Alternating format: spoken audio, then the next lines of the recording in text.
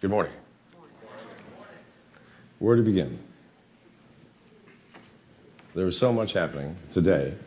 The last conference I presented at was in the middle of the crash. Everyone had these dour expressions. Some had panicked expressions. Everybody's smiling here today. We're at the very beginning of a new age of civilization, human communication, and human understanding. I'm 72 years old, and I have seen a lot in my 72 years. I saw the creation of the computer, the advances in software, the internet, everything that we have today in terms of making life easier, our smartphones, laptops, pads. And with everything comes a black and a white, an up and a down, a positive and a negative. The smartphones. Everybody here has one. By the way, does anyone not own a smartphone? Let me see a hand. No. Now, 5 years ago, there were a few people. No, I'm not doing it. This smartphone has given more utility and power to your lives than any device that I have seen developed. And at the same time, as I am speaking and as you are sitting, if anybody has visited a pornography site, for example, your phone has been compromised by just accessing a website. And there are bots, software, massive computers that are listening to you right now. Turned on your microphone, possibly your camera. They're monitoring your phone calls, who your friends are, what you purchased on Amazon. So on one hand, it has made your life easy. And on the other hand, it has taken away from you your privacy. And if you're an important person with lots of money in the bank and a wallet on your phone, it's taken away your security. This is the way of development. This is the way of technology. And we are entering a new phase of technology that is like nothing that I've experienced in my years. Nothing. What did the internet do? It created an entire industry separate from the brick and mortar industries, the Sears, Macy's, the department stores, the massive malls. What has happened to these? Very gradually disappearing. And Amazon is where we go when we want to buy our shoes, the facilities, a garden tool. So that changed.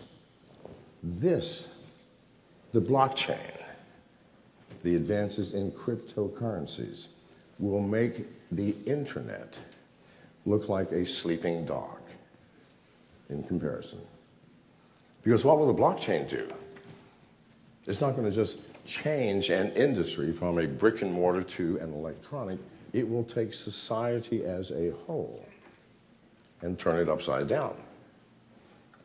And people who are in power now, in 10 years, will have either shifted their focus into a new world and become part of the masses, or they'll be on the street in San Francisco with a hat and a puppy dog saying, please give me money to feed my dog. And this is the truth. This is not some wild fantasy of an old man's mind, because I know that it's in many of your minds, those who understand both the technology and the impact on our culture, our society, our financial systems, and more importantly, our system of government. Now, when is this going to happen? It's happening now. We have just gone through 4 months of a massive onslaught. An onslaught. I'm calling it that because we are at war. We in this room, or those of us in this room that are adherents of cryptocurrency, are at war with banks, financial systems, and world governments. If you doubt that, please randomly pick up a newspaper or go on to Google and check the news for any day. You'll hear Jamie Dimon, the CEO of JP Morgan, going, Bitcoin is a fraud. Those are his very words. You'll see the Chinese government banning ICOs. In fact, I was supposed to speak at BitCan in Beijing in December. 1 week before the speech, China banned ICOs and banned even talking about them. What was my topic? ICOs. The conference was moved to Hong Kong 1 week before we were supposed to be in Beijing. To everyone's credit, every single speaker assigned to speak in Beijing showed up in Hong Kong, and 80% of the attendees showed up in Hong Kong. When I took the stage, I abandoned my prepared speech and said, please see who we are. We are refugees. We were, and we still are. So, China bans ICOs. Nothing changes. They shut down every exchange in China. Did anything change? Price of Bitcoin went up. In America, the Securities and Exchange Commission has issued 400 subpoenas. I'm one of these. They haven't served me yet. Why? I'm pretty hard to serve. 400. And an SEC subpoena is nothing to wag your finger at. I'd be rather served by the FBI for child trafficking or something, because the SEC can shut you down, not just economically, put you in prison, and ban you from doing business forever in America. So these are serious issues that we're dealing with. And every government on the earth is looking at ways to shut us down. Why is that? It's because we represent the greatest threat to every world government that has ever emerged. And that threat is governments run on money. Where do they get the money? From you and I, the people. And how do they do that? Through a thing called taxation. How much money did you make last year? We're going to take 20% of that. Thank you very much. On down the line. And with that money, they fund their junkets, their trips to Spain, their yachts, whatever. How do you collect taxes when we're in a world, and I'm using Monero or a privacy coin, that nobody can trace the origin or the recipient of any transaction? It's impossible. So what happens to the income tax? We then rely on us. We're honest people. Now, the government doesn't have a clue how much money you've made, but you're going to go through and write down every penny and give it to them.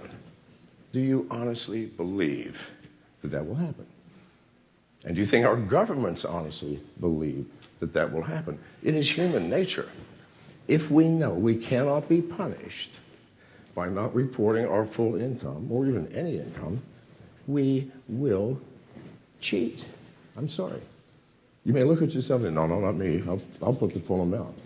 But after you've spent half of that money already, and you're looking at what's left, I've got to give that to the government, or I'm going to buy another car. What will you choose? Your garage is going to be full of cars. So governments know that cryptocurrencies, if they succeed and have widespread or universal acceptance, their funding is gone. Who's going to pay the congressman? Air Force One fuel for that massive traveling hotel that the president flies in. It'll be gone. Now, do you think world governments are just going to sit idly by and go, well, let's just see what happens? You know, we have this great meeting. It's going to end us all. Well, don't worry about it. We'll see what happens. No. They have a war room now planning on what do we do to shut it down. But they can't. Technologically, it is impossible. When China shut down the exchanges, that's when all the exchanges were centralized.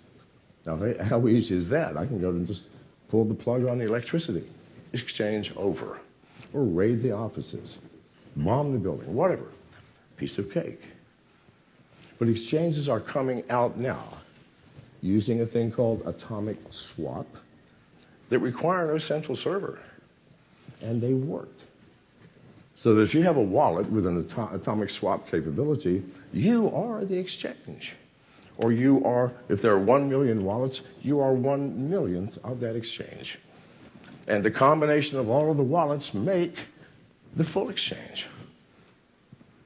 And you're in every country in the world, and nobody knows who has the wallets. How do you shut that down? Now, those in government who think this through go, whoa, my God, we're lost. But no one listens to those people. Why? No one wants to lose the power that they currently have. You're a senator in America. I mean, my wife yesterday was going through. Do you realize that Senator Feinstein is worth $240 million? Before she became a senator, she was worth $30,000. Now, run these numbers, please. If you're a U.S. senator, your power is immense. And there are no U.S. senators that are not worth at least $10 million. So are you going to give up the money, the power, the influence, just because a bunch of radical people with mohawks and pierced ears are writing code? No. Yet you cannot win, and we cannot lose. We can't. That doesn't mean it's going to be an easy road, because even knowing you will win the war, you will have to go through atrocities and pain and suffering and loss. We just went through 4 months of it. Now, I'm one of those people, I will never sell because I know where we're headed. You can push Bitcoin to 50 cents, I don't care. In 2 years, it'll still be $500,000. I do not care in the short term, and neither should you.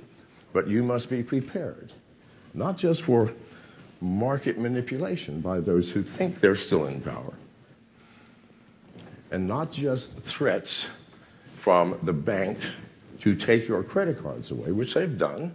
Will not let you buy cryptocurrencies with credit cards, close your accounts that are accepting money from Coinbase, but the actual threat of jail, which I am facing right now.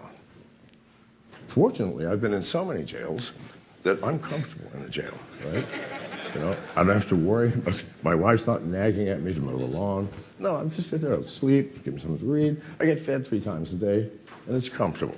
A little bit cool, just that keeps the bacteria down, I understand, but beyond that, it's all right. So no, we are facing a real war, and you're facing real possible hardships. Are you willing to do that? This is the question.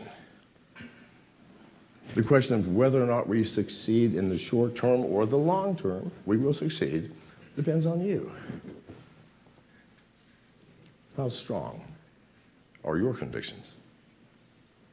What are you willing to suffer to take this world as you see it now and transform it into something of extreme beauty? Do you realize how rare an opportunity this is to transform this world into something that your children and grandchildren will thank you for? Because if you're happy with this world as it is, well, that's fine. You probably never read a newspaper then, or checked Google, or know anything about the reality of this world and what power does to corrupt. Because I'm not happy with this world as it is. I'm not. Anyone who is satisfied with the status quo is already dead inside, as I see things. Because who runs this world? The rich, the powerful, the people with the guns. Why is America so powerful? It's not because the world loves us. I promise you it does not. I have traveled this world. And in some places, I am afraid to say I am an American. I'm Canadian. Why we are hated universally? We are. You're a soldier. You know how the rest of the world sees us. Is this what you want? Is this the world you want to live in? Living in a powerful country because we have bombs that can annihilate hundreds of millions of people? Do we have airplanes that can't be seen by radar or anything else? They can target not just a town, not just a building, but a very room inside a building. Do we have a presidency that sits down on Monday morning and goes, who are we going to kill in the Middle East today? These are our options. We have the drones up and running right now. Tell us which button to push. This is the reality of this world. And you are all paying for it. And me. You are. You have an opportunity to change that, because what does the blockchain do? It takes the power from those who push the buttons, make the decisions, chooses who lives, who dies, decides how much more you're going to have to work for the government for free so that you can live a normal life. It changes that into something where we are all equal participants. This is not communism. This is not socialism. This is not, you're going to be fine, we'll take care of you. No, you still must work for yourself and be responsible for you. Here, now, today, in this room, you can make the decision to say, yeah, I'm with you. Give me my uniform. Yes, sir. I'm sorry, you're desperate to ask a question. Yes, sir. This is nice. How do you envision a world? I'm sorry? How do you envision a world where governments can't collect taxes? I'm sorry, what governments can't? Governments can't collect taxes. How does that work? Okay. All right, now, fortunately, this gentleman asked, how do you envision a world where governments can't collect taxes? Fortunately, I ran for the presidency under the Libertarian banner in 2016. And I got to answer this question 1,000 times. Do you realize that when America was first founded, there was no taxes? Nothing. Why was America founded? We hated taxation. The Boston Tea Party, they're taxing our tea? No, sir. Throw it in the ocean. That was the beginning of this country. For 100 years, there were no taxes. How do they do it? There was a thing called use. Pay for use. What would that mean? In today's world, how many people drive on freeways? All of you, yes? Who does not ever drive on a freeway? Okay, now, who created the freeways? Mostly the federal government. We're doing it for free. I get to drive on this nice road, and people come out and maintain it 2 or 3 times a year, and it's smooth. I can almost sleep while I'm driving. Well, why don't you pay for that? Those of you who drive long distances, what do they charge you? 10 cents per mile. You can afford that. 10 cents per mile. Run the numbers, please. We could run this country just off taxing, if you want to call it taxing, paying for what you use, not what I don't use. I paid $40 million 1 year in taxes in the mid-90s. What did I get for that? Audited. I wasn't using anything, right? Nothing. And so I actually called and said, okay, I've calculated the average wage for the American federal worker. I want to talk to my 800 employees. Where are they, please? No, they're not there. So if I'm using the road, I should pay for the road. If I'm going to a national park and enjoying something that has been preserved for hundreds of years, I should pay for it.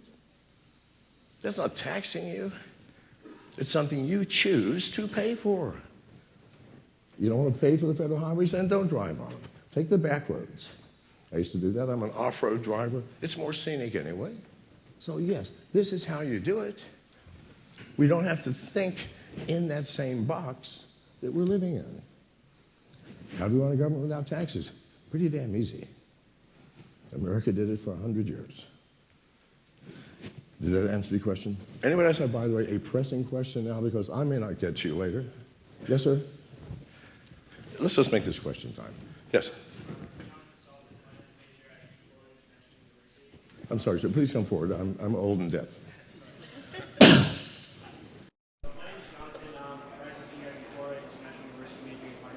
Yes. I have a question regarding blockchain, obviously. So you mentioned earlier that with the internet we gain so much, and we have to pay the price of our currency in order to benefit from the internet. With that said, with blockchain, there's currently so much growth and innovation in this technology, but at what price do we have to pay as human beings to benefit from this technology? I think I understand your question. What is the price for what our benefit is? Well, it depends on us. Let me give you an example. The promise of the blockchain and cryptocurrency is a transformation of our world. It has not happened in the way that I would like to see it. ICOs, for example, initial coin offerings. There are some that have been spectacular that I've worked with. Let me give you an example. A coin called Outings. Outings, O-U-T-I-N-G-S. What did it do? Okay, let's assume, and there's an app that comes with it. Let's assume it's the weekend, I want to take my family on an outing. There are two parts to their app. One, as you wander around town, you go, oh, there's a street musician here, you put this in. Oh my God, there's something else. Or you're in a bar, a high-class bar, oh my God, that's Tom Cruise over there. Oh, that's Tom Cruise. Now, I'm wandering around, and I go, you know, we saw Madonna last week at a bar. It wasn't very interesting. I would like to see a mime. I love mimes. Now, if everybody had this app and everybody was actually interacting with it, can you imagine how that would change your world? What do you want to do? Let's go meet a famous movie star today. No, I want to see a street musician. So now, you put your input of everything you have seen and everything you want to do. The app goes, okay, well, there's this bunch of options. You want to see some movie stars? There's Tom Cruise in this place. Great. Now, they don't tell you exactly what the place is until you click the button. Then the guy that has that says, yeah, for 50 outings, I'll tell you where it is. Or someone else says, I'll tell you where it is for 40, or whatever. Or I want to see a street musician. Yeah, there's one over here. For 3 outings, I'll tell you where it is. Now, it's an economy, is it not? And it's in that economy, your life is enhanced. Because I love street musicians, and in every large city, there's always one or two, but where the fuck are they? I don't know. They change every day. I got some money here last week, but ran out of it, going over here now. No. But what happened? The ICO completed. People grabbed those coins and stored them away. Not even interested in what the coin could do for them. Interested in one thing. God damn, it's going to go sky high. It's going to go to the moon. I'm going to cash in and buy a Lambo. No, please God, this is not the proper way to view what we're doing. This is a thing called greed manifesting in the worst possible way. Yeah, they're coins that triple in value in an hour. Some of them, okay, Verge, for example, which I unfortunately promoted. Not unfortunately, I did. When it was 1/2 a penny, I said, good God, this thing is underpriced. It'll probably go up to 2 pennies. That's a 400% increase. Well, it went up to 11,000%. And then I go, people go, what are you still with Verge? Well, you know, I still think it's worth 4 cents. And then they trash me. I said in the very beginning it's worth 4 cents. But people go, John McAfee recommended it. Good God Almighty. That's not what this is about. Greed, filling our pockets. I mean, my pockets in my life have been filled too many times, and it buys you nothing except a headache. I had houses all over the world. What did it cost me? Phone calls, 50 a day. You know, we had the ice destroyed the at the Colorado house, or your boat in Puerto Rico is sinking. I mean, Christ Almighty, you don't own that shit. It owns you. So do not think that lining your pockets is the purpose of living. It is not. Now, I realize that what I just said is useless. No one will ever take that and actually act on that advice. But after you've been there, maybe you will. So no, we have to stop taking this opportunity to change the world We have to stop taking that opportunity and changing it into changing my life for the better. Buying the stuff that I want. No, no, no, no, no, no. That's got to stop. To some extent, sure, enrich yourselves, please God. That is one of the reasons that we are here together. But it's not the only reason. We can't enrich ourselves and at the same time build the world that you want to build for your children. Not if the enrichment is 100% of your interests.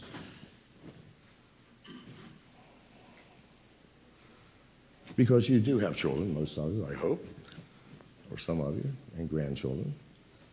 And if you're a human, a part of your heart, your mind, your entire being is concerned with the welfare and happiness of your offspring.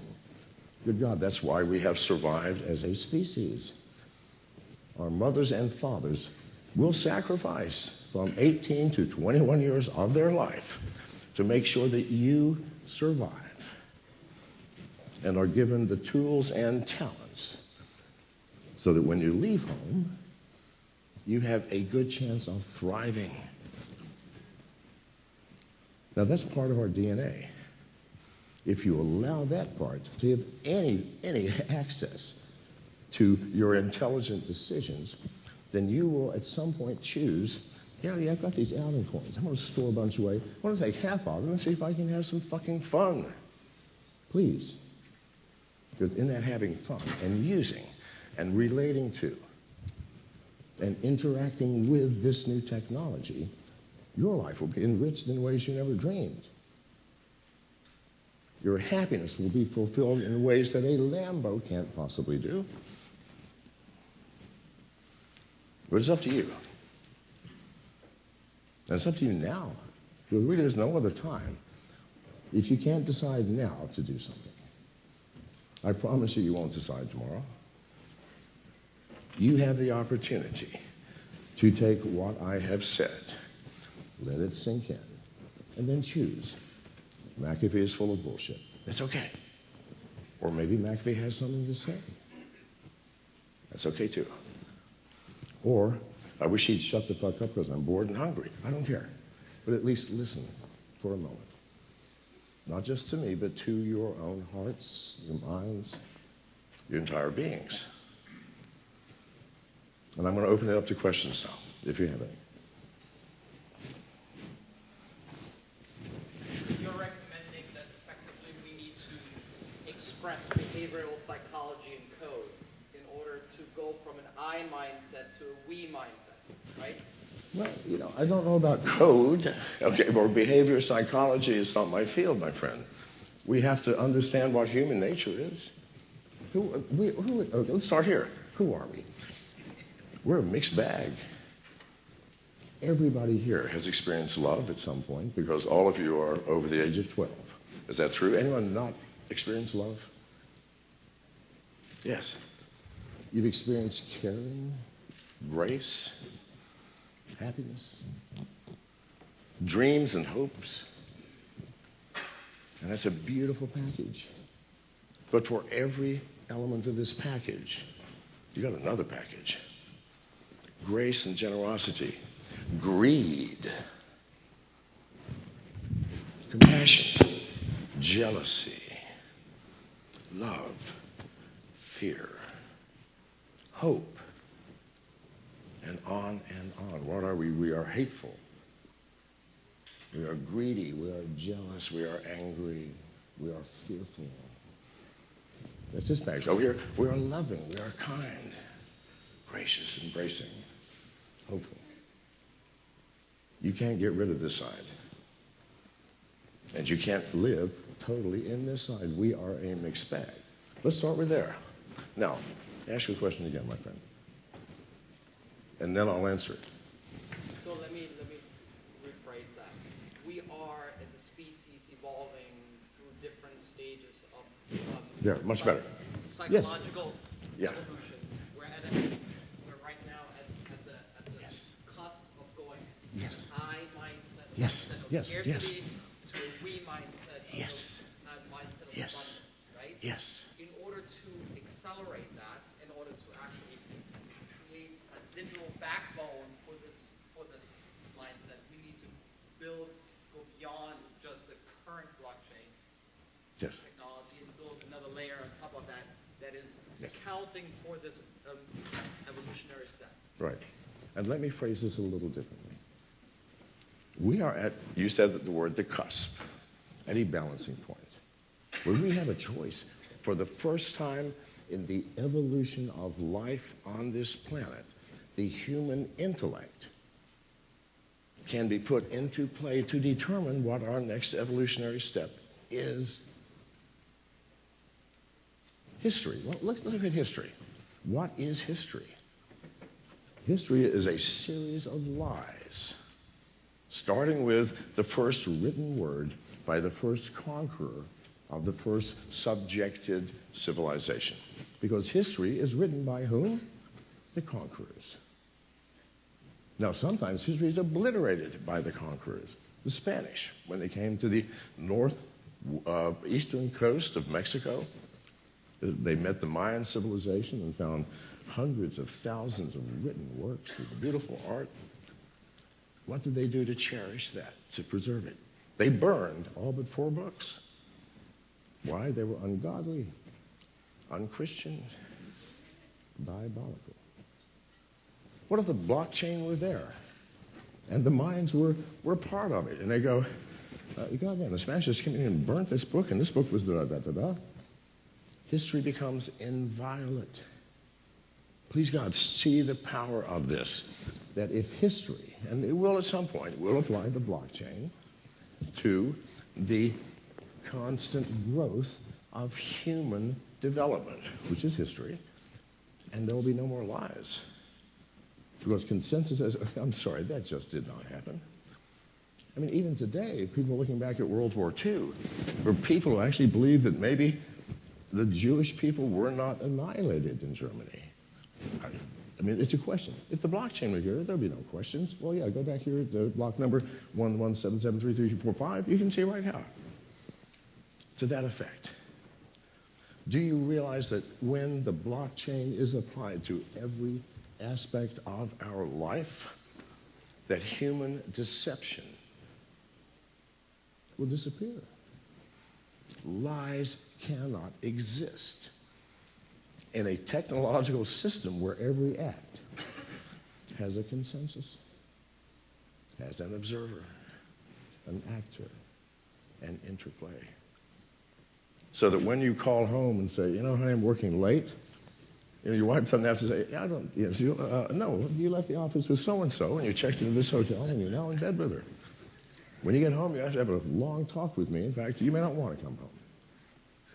You may laugh or smile or just shrug it off. But believe me, God, this is happening. This is the power of what's happening. Now, how we implement this, because I do not want a world where my every act is written in an immutable ledger. I still believe in privacy.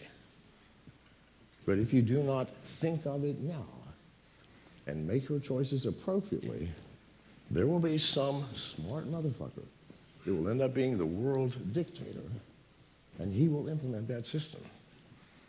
Because the blockchain gives the vision that George Orwell wrote about in 1984. It gives that potential power to anyone willing to take it. So we can't let that person do that. We cannot let that person take that, because the blockchain has taken that centralized power and distributed it to you. For God's sake, don't give it back. Any other questions? Am I running over? You are, but you're good. What? You are, but you're good. I don't think you have the power to say I'm good here. They're actually organizers. This gentleman raised his hand first. Yes, sir. Thank you, John. Two questions. Do you think we as a society are ready for the internet of truth in the way we describe it? No, sir. But it does not matter. It does not matter. When Barack Obama ran for the president... Can I just give you the other question quickly? Okay, yes. How do we solve the banking roadblocks as an industry? Oh, my God, sir. Was I supposed to talk about that? Over. Why don't you come to me afterwards? It's a long question, But the bigger question is, are we ready for it? We're never ready for it. When Barack Obama was running for president, I remember speaking to a very wise senator, state senator from Wisconsin. He said, America's just not ready for a black president. I said, you're absolutely right, but you'd better get your ass ready because he's coming. That's what we are as people. We are never ready for the inevitable. Beginning with our birth and absolutely certain death. How many people are ready for that absolute certainty? Very few, but it's coming. Whether you're ready or not, it's coming. Life is coming in its fashion, ready or not. Get used to that. Anybody else? No, wait. I'm sorry, this gentleman had a question. Yes, sir. What do you visualize with security-backed tokens? So, like, the theory that currently utility tokens are not backed by any asset, and then now there's a new trend of asset-backed tokens. What's your thoughts there? Okay. You want the truth? Yes. Oh, okay. Like I said, you're not ready for it, but here it comes. Okay. Asset-backed tokens are a scheme, please see this, by the powers that be to prevent us from separating from those things that they call valuable assets, like gold. Please God, do you see that we're walking backwards? Why do you have to have a token backed by an asset? Because number one, it doesn't work. Try to get your money. If you give me that percentage of the assets now, you're not going to get it. Anything with value, permanent value, is backed by your belief and commitment and nothing else. What is the asset that values a marriage? Is gold behind it? Rolls Royce? $10 bill? Divorce settlement? No. The asset is your acceptance of that system of one man, one woman. We're going to have a bunch of children. Where's the value there? The value is in the fact that your children will have stability. They'll wake up tomorrow and have the same mother and father, hopefully. Now, we know that doesn't work all the time, but that is the intent. That is the value of marriage. And you accept that value because you will sacrifice 21 years of your life for these squealing, squabbly things that you'll be happy to get rid of in 21 years. But you do it. It's for these things that marriage exists, not for you, not for the fact that your wife's not going to sleep around or your husband's not going to sleep around because it's going to happen. No, for the children. That your commitment to stay together and be a mother and a father until your children leave the nest and you say, thank God, goodbye, and you're gone. So no, this concept of backing a token or anything with a value that has been created by the system of monolithic power is not the way to go. That's not it. And I'm sorry that it... Yes, go ahead. Yes. First man to stand. Quick question just about banks themselves and blockchain itself. I'm sorry? Top five banks. Yes, thank you. The top five banks are actually putting a fair amount of money into blockchain. So what technologies or what applications do you think that are going to be widely adopted by those banks and widely accepted by the general? Yeah, for banks or top five banks actually putting quite a bit of money into blockchain itself as an application. What technologies, what applications do you think will be widely accepted? Right now, we're at the point of adoption of the blockchain, that anything that happens, whoa, this is the application. No, the blockchain will be applied to everything. Security, it's a perfect security solution. The problem with currently having is who's coming in. We can't guarantee that this person is allowed and should be coming into our system. And accuracy is into any number of doors. The blockchain, you shouldn't be here. I've gone through the, no, you shouldn't be here. Keeps hackers out. The blockchain is being applied to one of the greatest problems of retail, the supply chain. Imagine Walmart selling us soda for time. They actually own plantations, or they work with plantations that build, that grow the fiber, that process the fiber differently, that weave the fiber, that transport the fiber, that create the actual silicon, and then ship it to a walnut center in Pocatello, Ohio. Do you realize that the opportunity for fraud, self-gain, lying in the supply chain, it's where most of the money leaks out. You buy the blockchain, and everybody in the supply, everybody.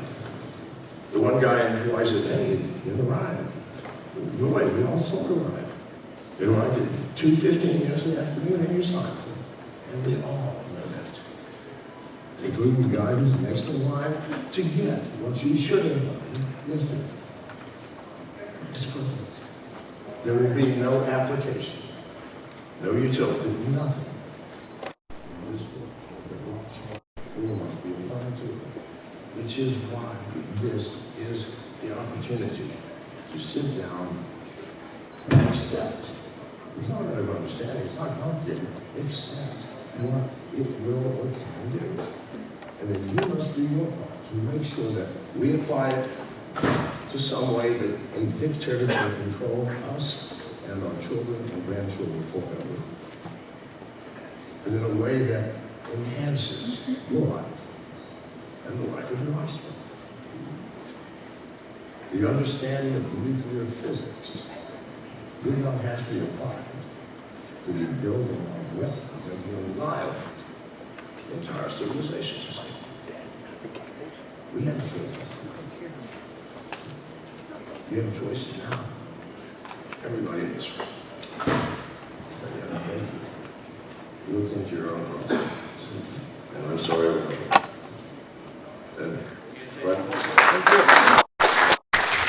Thank you.